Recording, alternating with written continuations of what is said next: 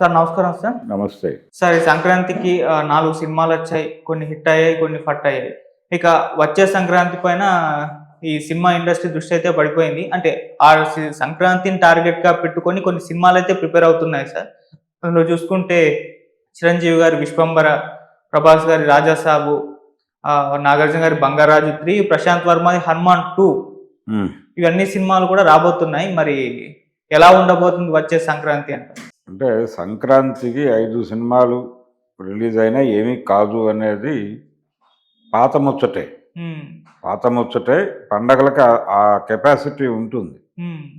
అంటే జనాలు ఫ్రీగా ఉంటారు, పండగ మూడ్‌లో ఉంటారు, సెలబ్రేషన్ మూడ్‌లో ఉంటారు, సినిమాకెళ్దాం సరదాగా అనేటువంటి ఒక ఇది నడుస్తూ ఉంటుంది. ఒక జోష్ వాతావరణంలో ఉంటుంది.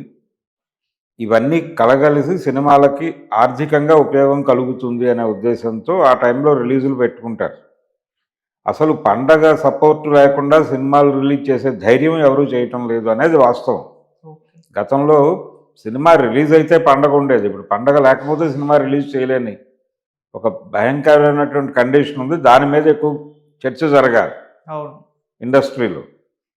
అది మానేసి సంక్రాంతికి 4 సినిమాలే పెట్టుకుందాం, 5 వద్దు ఇలాంటి గొడవలు జరిగి ఇప్పుడు 'ఈగల్' సినిమా వాయిదా పడింది. 'ఈగల్' సినిమా వాయిదా పడటం మాత్రమే కాదు, అది దానికి ఆ రోజున వాళ్ళు ప్రామిస్ చేసినటువంటి సోలో రిలీజు దీనికి సంబంధించి సహకారం అందటం లేదు అని ఆ ప్రొడ్యూసరు బోరున వెలిపించినటువంటి పరిస్థితి కూడా చూసాం మనం. ఇవన్నీ పక్కన పెట్టేస్తే 5 సినిమాలు 6 సినిమాలు సంక్రాంతికి రిలీజ్ అవటం పెద్ద కష్టమేం కాదు. అందులో డెఫినెట్గా 1-2 దెబ్బతింటాయి. సక్సెస్ అయిన సినిమాలు అవి ముందుకు నడిచిపోతాయి, స్క్రీన్స్ పెరుగుతాయి, కలెక్షన్స్ పెరుగుతాయి. అదంతా 'హనుమాన్' సినిమా ప్రూవ్ చేసింది. మిగిలిన సినిమాలు మొదట భారీ ఓపెనింగ్స్ తీసుకొచ్చి 100 కోట్లు దాటి వసూలు చేసి నెమ్మదిగా ఇప్పుడు డ్రాప్ అవుతున్నాయి. అది 'గుంటూరు కారం' కావచ్చు, ఆల్రెడీ ఏరియా నుంచి తప్పుకున్నటువంటి 'సైంధవ్' కావచ్చు, కొద్ది గొప్ప 'హనుమాన్' నడుస్తోంది. తర్వాత ప్లేస్లో 'నాగార్జున' సినిమా నడుస్తోంది ఈ సక్సెస్ ట్రాక్లో. మిగిలిన 2 సినిమాల్లో 'గుంటూరు కారం' అది క్రేజ్ రీత్యా సంపాదించాల్సినంత సంపాదించేసింది. ప్రస్తుతం డౌన్ఫాల్ మొదలైంది. అది పక్కకి వెళ్ళిపోతోంది. అంటే నిద్రావస్థకి వెళుతున్న పరిస్థితిలో 'గుంటూరు కారం' ఉంది. ఇది వాస్తవం. సో ఈ స్క్రీన్స్ ఇవన్నీ కూడా నెమ్మదిగా అటు పెరుగుతాయి. 'హనుమాన్'కి దాని తాలూకా కలెక్షన్స్ పెరగడం మాత్రమే కాదు, 100 కోట్లు దాటి వెళ్ళిపోయింది అది.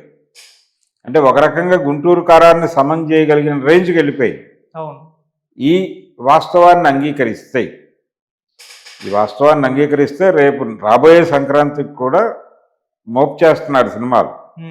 అంటే సంక్రాంతి టైంలో రిలీజ్ చేస్తే తప్ప బడ్జెట్లు వర్కౌట్ అవ్వవు అనేటువంటిది ఎక్కడో ఒక సెన్స్ ఉంది సినిమా వాళ్ళకి.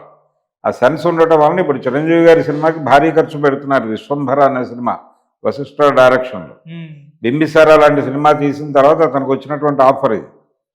కాబట్టి అతను చాలా ప్రెస్టీజియస్గా తీసుకున్నాడు ఆ ప్రాజెక్ట్ని, 'చిరంజీవి' గారి ప్రాజెక్ట్ని. ఆ బడ్జెట్ వర్కౌట్ అవ్వటము, దానికి సంబంధించి ఆల్రెడీ గ్లిమ్సెస్ బయటకు వచ్చినాయి. కొంచెం చాలా కాస్ట్లీ సినిమా చేయబోతున్నాడు ఇతను అనేది అర్థమైంది. సో ఈ డబ్బులు వర్కౌట్ అవ్వాలంటే సంక్రాంతికి వెళ్ళాలి అనేది ఫిక్స్ చేసుకుని వాళ్ళ పని వాళ్ళు చేస్తున్నారు. నాగార్జునతో పాటు ఇంకా కొంతమంది హీరోలు వస్తున్నారు. సంక్రాంతి బరిలో వసూళ్లు సాధించుకునేటువంటి ప్రోగ్రాంలో భాగంగానే ఇతర హీరోలు కూడా టార్గెట్ చేశారు. ఆ టార్గెట్ చేసిన హీరోల్లో ప్రభాస్ ఉన్నాడు.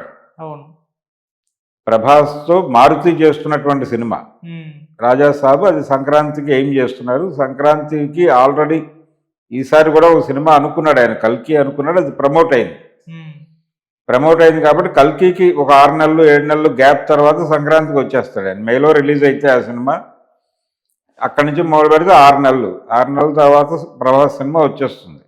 తను ప్రామిస్ చేసినటువంటి 2 సినిమాలు 1 సంవత్సరానికి అనే నినాదం మీద నిలబడుతున్నాడు అతను.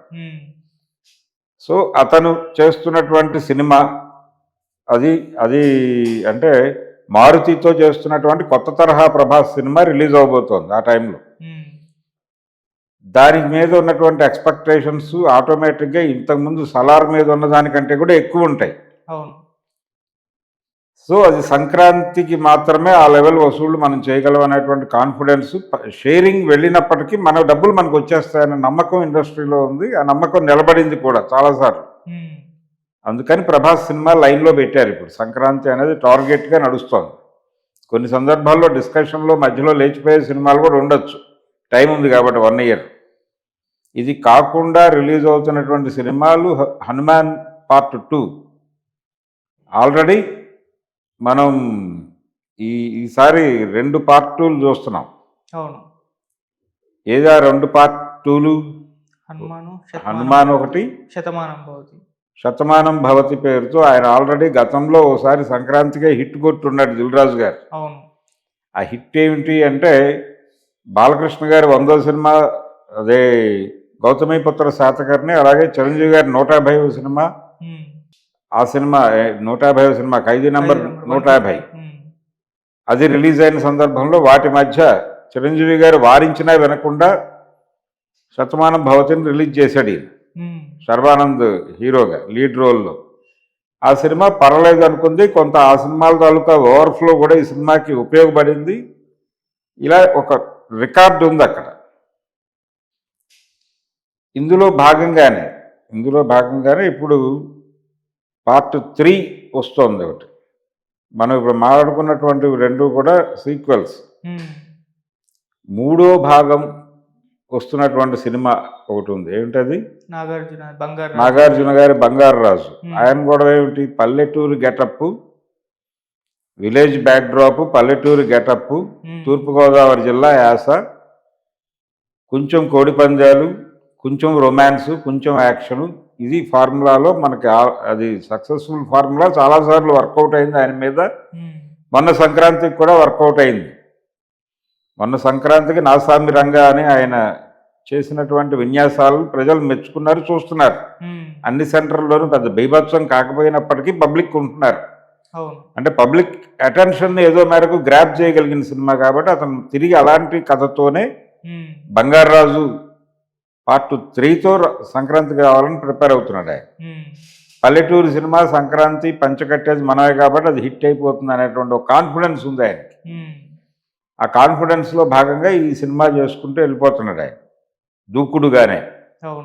అందుకని 2 సీక్వెళ్ళు ఉన్నాయి, ఒకటేమో 3వ భాగం ఉంది. ఇది కాకుండా స్ట్రైట్ సినిమాలు 2 ఉన్నాయి. వీటి మధ్య పోటీ ఉండబోతోంది నెక్స్ట్ టైం. నేటివ్ సినిమా బయట నుంచి అరువు తెచ్చుకున్నటువంటి ఆలోచనలతో చేస్తున్నటువంటి సినిమాలు, వీటన్నిటి మీద ఘర్షణ ఉంది. ఈ ఘర్షణ ఏ మేరకు పరిపక్వమయ్యి అది ఆ రోజున ప్రతిఫలిస్తుంది అనేది చూడాలి సంక్రాంతి బరిలో. Okay, thank you so much sir. Thank you.